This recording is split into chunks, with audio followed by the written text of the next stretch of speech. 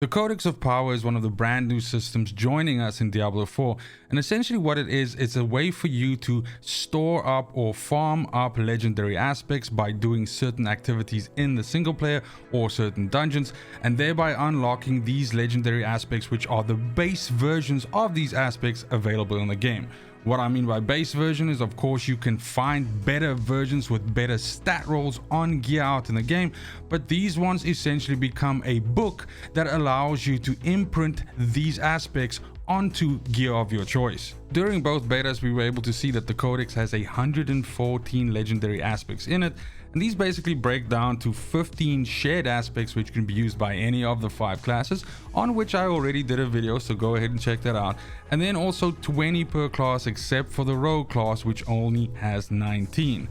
Now today we're going to be looking at the Barbarian 20, so let's go. One last thing to quickly mention is, of course, the totals that you see on these aspects are the base values, so in certain cases these might seem a little bit underwhelming, but as mentioned, bear in mind that you can get better versions of these on gear, which you can then actually also transfer, or rather dismantle and extract, and then put onto the gear of your choice.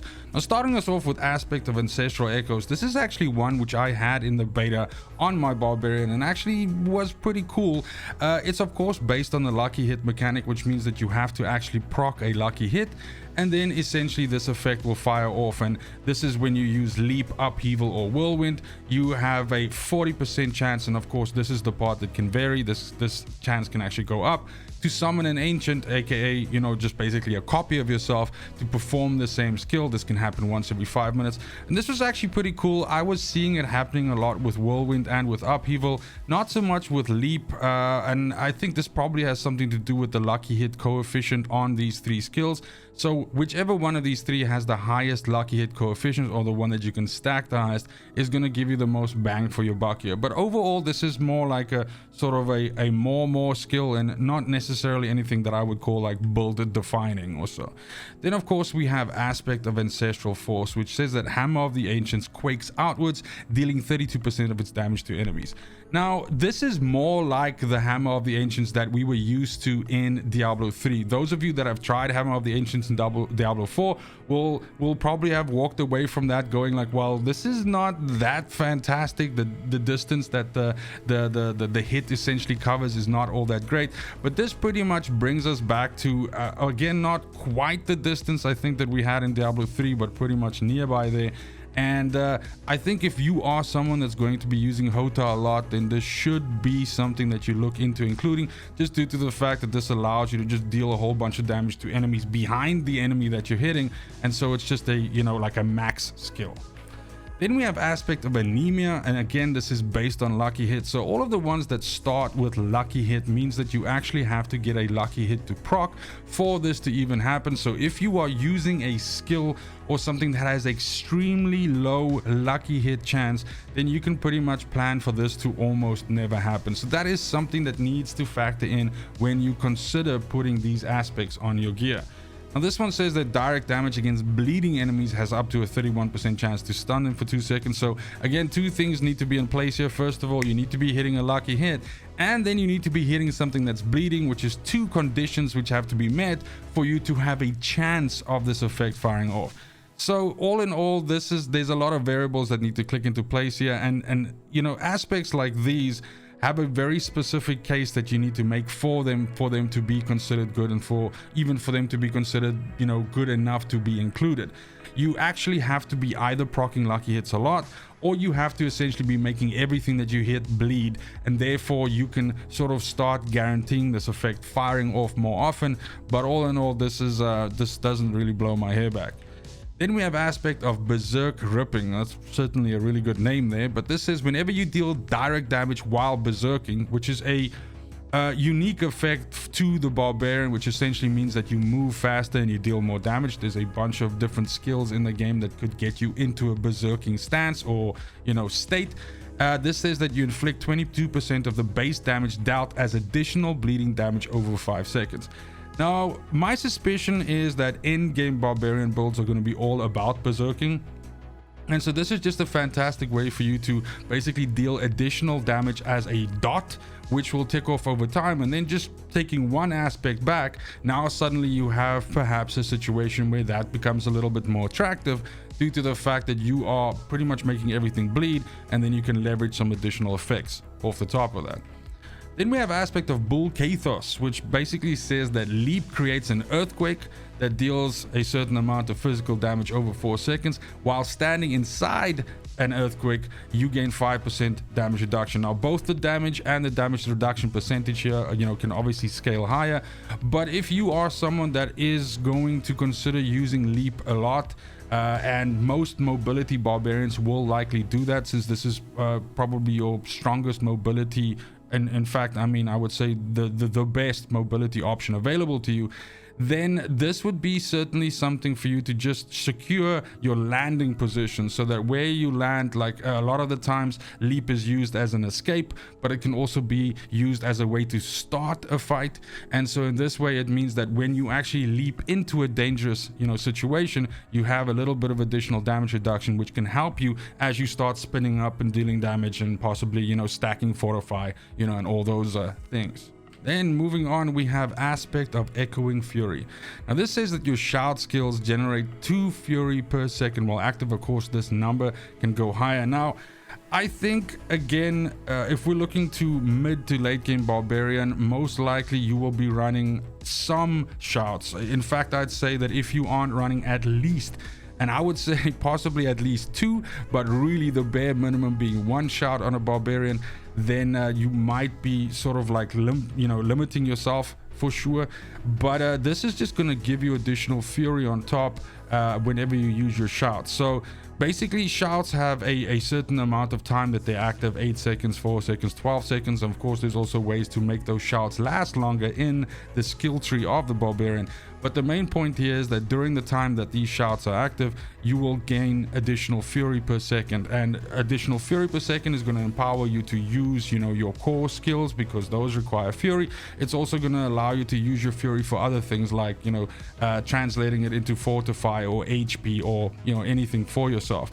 So generally speaking, anything that generates resources for you, and this is not just the barbarian thing, this is in general, is really good, because resources are what's needed for you to pretty much push out most of your damage. So this can be really good. Now bear in mind that it says that your shout skills generate this, so this means that you can stack these up, and it will also stack the effect. So if you're using 2 or 3 shouts, that's actually going to be feeding you a huge amount of fury.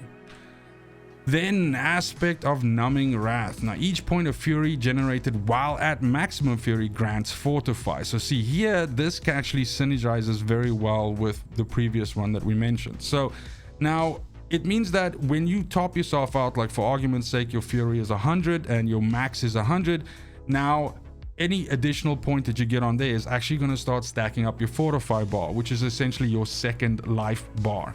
So if you are playing, like for example, let me use a case and example here. Let's say I'm running like a Thorns Barbarian, and generally with Thorns Barbarian, you will oftentimes find yourself in situations that you're not spending your fury fast enough, because stuff is dying so quickly all around you and everything like that, and you really only save your upheavals or your whirlwind or whatever like that for really hardy targets. So there are going to be situations where you'll be moving from pack to pack to pack, and in that time you're just going to be using your shouts to move around, everything like that, and you're basically going to start generating additional fury above what your max is, because you're not going to be spending it. And in that time you can essentially build up this buffer of additional health. And I certainly think that when we start pushing heavier content, this is where aspects like these will truly shine. I think when you are playing content that doesn't really put you in any danger or something like that, or you play a specific style where you are constantly tapping out on fury, maybe you're like a straight up whirlwind barbarian, this might not be that sexy, but in other cases absolutely it will be. Aspect of Perpetual Stomping is next, and this says damaging an enemy with a kick or a ground stomp resets leap's cooldown. So this of course means that you need to be running kick and leap, or ground stomp and leap, which I don't know if there's a case that I can think of right now that I would want to sacrifice 2 of my available skill slots for these 2 in particular in conjunction. But this certainly is a kind of like a cool, you know, way to combine these, because you can essentially use these to you know, leap onto something, kick it, leap out of danger onto the next group. And I mean, you know, God forbid you run all 3 skills and then you're just going to permanently have leap uptime. But I don't know if somebody's going to build like a leapfrog barbarian or something like that. But it's a cool skill to experiment with, you know, and but this is one of those, like, you know, niche cases and not necessarily something that I'd probably put on my gear. Then aspect of tempering blows is what we have next, and this says after swapping weapons 6 times, gain 46 fortify. Now, as you are playing with a barbarian, you are using different skills, and your skills all have weapons which they work with. Barbarian can of course carry 2 two-handers and 2 one-handers, giving you 4 weapons total. Now, when you are using different skills, so for example, let's say you are using like rend, and let's say you're using upheaval, and let's say you're using, I don't know, what is a good killing blow, you know, death blow. So all 3 of those could have 3 different could have a different weapon assigned to them, and you can of course assign weapons individually to skills. That's one of the things that the barbarian can do, and that means as you use each one of those skills, that counts as swapping a weapon. And every time you do this a certain amount of times, as this aspect specifies, you're going to get a certain amount of fortify. So I think this requires some setup, and you need to set your skills up in such a way that it makes sense that you are cycling the weapons and that you are proccing this more often than not. But this can be a pretty good way for you to just gain additional fortify on top by just playing the game. By default, you are running around and you're using your skills, so it's not as if you're doing anything special and out of the order. You're doing that already with the barbarian. So this is just a way for you to benefit on top of that, you know, interaction, and which is probably gonna maybe be something to look at. Then we have aspect of the dire Whirlwind, which essentially says Whirlwind's critical strike chance is increased by a percentage for each second it's channeled up to a certain percentage. Now, of course, how Whirlwind works is you press in the button, you have some spin up time with the barbarian, and then as long as you hold it in and you have available fury, you are essentially spinning like a top and dealing damage. And this means that every second that you continue on doing that, you are increasing your critical strike chance. And then of course, when you do critical strike, you're going to get your critical strike damage on top of that, and that can be a nice little way to make Whirlwind, you know, essentially spin up and start dealing a lot more damage. I absolutely think that it makes sense here to, if you are planning on doing this, to stack additional aspects on top of Whirlwind if you're going to make a Whirlwind barbarian, and then also find ways to increase your critical strike chance as well as damage, so that you can hit your critical strike chance cap quicker, so that you can start getting those nice juicy critical strike damage hits. Then we have aspect of the Iron Warrior, which says that Iron Skin, which is a skill for the barbarian, grants unstoppable and a 10% damage reduction. Now, we have PvE in the game and we have PvP, and PvP, I think, is this might be true for PvE as well if you have certain, you know, enemies that you're fighting, or a boss that likes to CC you, you know, fear you, stun you, freeze you, you know, anything like that. But generally speaking, I think this is gonna make an impact in situations where you're playing against other players and they're trying to use CC abilities on you. Now, certain classes are better at avoiding CC than others, but this is one of the avenues that's open to the barbarian, where essentially you can augment your Iron Skin skill to give you unstoppable, and unstoppable essentially frees you of any CC. So this can then free you of CC if somebody's, you know, slowed you or frozen you or anything like that. You can use this to give yourself unstoppable, which breaks that CC, and then it also gives you a nice damage reduction on top. So this could be an auto include aspect if you are planning on messing around in the fields of hatred a lot. But since this is the one aspect of the game that I have almost no experience in, since I think most of us haven't actually been able to partake in the PvP, it remains to be seen if it really matters all that much, since PvP can most likely be an affair where you just get dumpstered by 4 guys that jump on top of you, and, you know, one shot you will almost immediately kill you, and in that case, this doesn't really make all that difference. You're gonna die either which way. Then we have aspect of the Relentless Arms Master, which certainly is a mouthful. And this says that you gain a percentage of increased fury generation while all damage bonuses from the Walking Arsenal key passive are active. Now, what this is making reference to is that the Walking Arsenal system is something that's unique to the Barbarian, which essentially has all of the weapon types listed, and you, by using those weapon types, you unlock different levels of bonuses in them. It starts at 1 and then goes all the way to 10, and 10 is the max. And this basically says that once you actually have all of those damage bonuses unlocked, then you are going to be able to benefit from this increased fury generation while these key passives are active. I think this is probably gonna be pretty damn good, especially once you start going into late game and end game and you actually have all of those unlocked. So this, you know, almost seems like there's no reason for you not to include this somewhere on your gear, since this is just gonna ramp up your fury generation by a huge amount. And if you are again going to be playing a Barbarian that uses a lot of fury intensive skills like Whirlwind and stuff like that, it kind of seems that you'd have to put this in regardless. Then we have aspect of Unrelenting Fury, which says killing an enemy with a core skill is like Whirlwind or Upheaval, refunds a percentage of its base fury cost. Can only happen once per skill cast. So here for me, it's that since it's once per skill cast, this means that this is more effective depending on which skill you use it with. As an example, I think, for instance, Death Blow works a lot better with this than something like Whirlwind does, since this mentions that it can only happen once per skill cast. Remember that when you activate Whirlwind, you start spinning, and you're holding it in, you're spinning until your fury bar is empty. That whole thing counts as one skill cast. And so you'll only ever be able to benefit from, you know, like if you start spinning with the Whirlwind and you kill like 20 dudes with that one, you know, sort of cycle, you're only going to get the benefit of one of those 20 guys that you killed.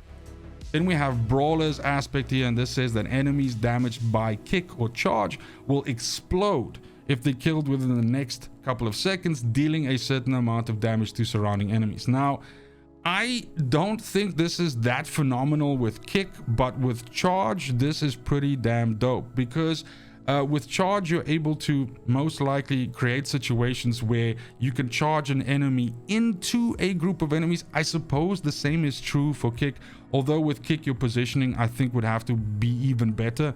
But you can create situations where your charge will essentially carry the enemy, which you've now just turned into a living bomb, into a group of enemies, causing an explosion. Now, how much of this damage you can actually stack up, in this case it says 420 here, but this is obviously at character level 25, which is not all that much if I think about it. I don't think 420 is huge, but this could be something that maybe at the very least could be gimmicky and fun, you know, if we use it. Then we have Death Wish aspect here, which essentially says that you gain a certain amount of thorns while berserking. Now, I'm a huge Thorns guy. I love Thorns on the Barbarian. It'll probably be the first build that I try to make when the game launches in June. And this is something that I'll for sure experiment with, because if you have a way of, you know, making your character berserk, which certainly there are shouts that do that, well, there's a shout that does that, and there are other ways for you to also induce a berserking state on your Barbarian, then you're going to be able to get additional thorns on your Barbarian. Now again, this amount here, 46, this is the lowest possible amount it can be, and this can probably scale a lot higher, and so therefore it's probably going to, you know, be a lot better. Then we have Earth Strikers aspect, which says that after swapping weapons 10 times, so now not 6, 10 times, your next attack will overpower and deal a certain percentage of increased overpower damage. Now, if you are going to be playing with a build that works around using multiple different skills with like super low cooldowns, and those skills you make sure that they all use different weapons, then you can bring something like this in. And it's gonna require, I think it's gonna require some mental gymnastics here, because you want to be able to capitalize on this overpower hit and have that be one of the really good skills. Like, for example, an overpower, I would say, for instance, an overpower Death Blow would probably be a lot better than an overpower Whirlwind, just, you know, off the top of my head. So you would have to figure out a way in which and this requires you to keep track of how many times you swap the weapon. Of course, there are icons in the bottom corner that are going to show you these things, but you're going to have to keep track of that if you want to benefit from this and actually, you know, gain the maximum effect that you possibly could. Then we have Iron Blood Aspect, which says that you gain a percentage of damage reduction for each nearby bleeding enemy up to a certain percentage. Again, now both of these two percentages can, you know, be more. This is the base version of this.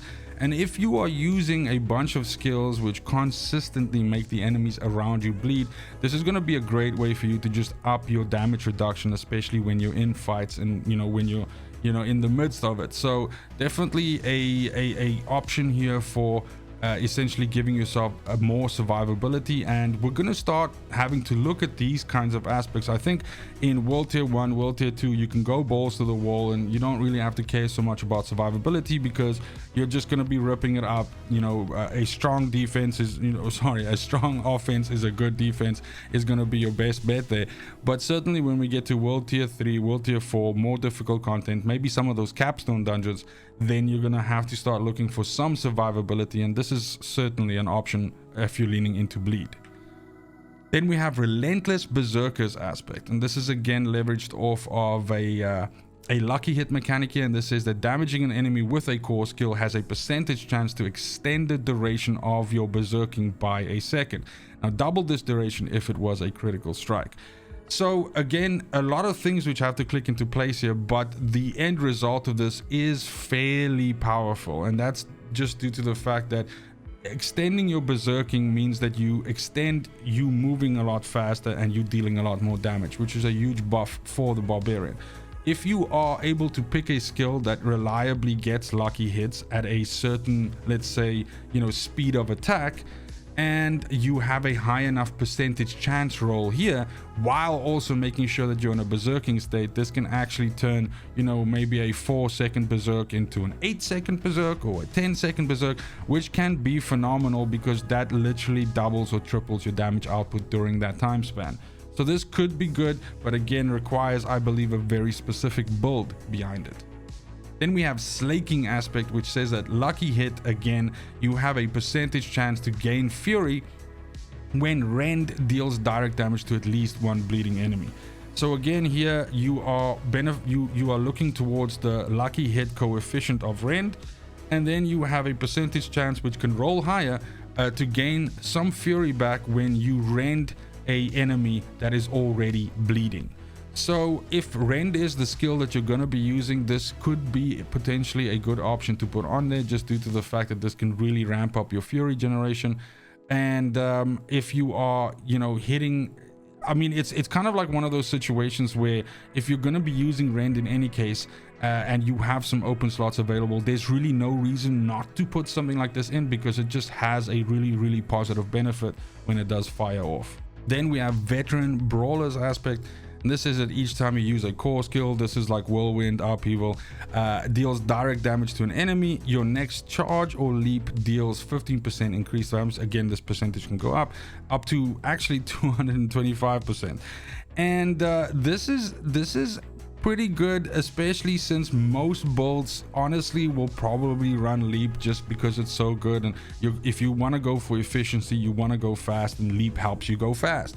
So if you are then also using, let's say for example, Upheaval, as I mentioned, then this is just a phenomenal way for you to essentially move from where you've just killed something into a new pack or a new enemy and just gain a whole bunch of additional damage on your way there. So you're gonna basically Upheaval like a group of enemies, you possibly kill all of them or most of them or the toughest one between them, and then you see another elite coming in the corner of the map over there, and you go ahead and you leap on top of them, and it's gonna deal a whole bunch of additional damage. I did not experiment with charge nearly as much as I did with leap. They're obviously two completely different skills, although charge can also help you close a distance. So it's possible that the charge version of this could potentially be more damaging, but the leap side certainly is more utilitarian. And that's all 20. Holy shit, we made it. Now, as I did before when we looked at the common ones which are shared between all of the classes, I'll mention 3 out of the 20 which I am, let's say, I don't necessarily say they are going to be the most OP, but which I'm super excited to try out. And in no particular order, that's Aspect of Echoing Fury, because I just think, you know, the additional Fury generation off of Shouts is really imber, especially since you're going to be using Shouts in any case. Then Aspect of Numbing Wrath, which gives you a fantastic way to cycle additional Fury into Fortify, which is survivability is also in my mind just mind-blowingly strong, to be honest. And then last but not least, I'm interested to see just how good Aspect of the Relentless Arms Master can be if you are able to keep those key passives active and unlocked, and essentially how much that additional Fury generation will, you know, give us.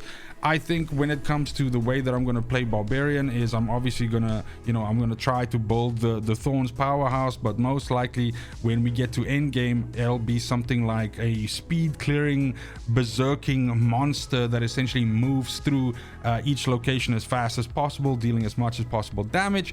And I certainly think that Aspect of the Relentless Arms Master could be a piece in that puzzle that makes that work. Now let me know in the comments down below which one of these has you most excited, if you are rolling a Barbarian day one, or are you waiting for my other 4 videos for the classes which you will be rolling, which will be coming shortly. Keep an eye on the channel, they're following on each day basically. Before I let you go, I do want to also mention that I have a giveaway going at the moment right now. The video is linked in the description below. Essentially, I'm giving away 3 copies of the base game of Diablo 4 on any platform. It's live. The giveaway is live until the 1st of June. I will make the draw happen. Jesus, who speaks like that? The draw will happen live on a stream on the 1st of June. And if you want to be one of the lucky people to win that, just check out that video and follow the instructions on there. And I hope you are one of the lucky winners. Other than that, it's just super important to me that you have a fantastic morning, afternoon, and evening, wherever you are in the world. Until next video, fucking cheers.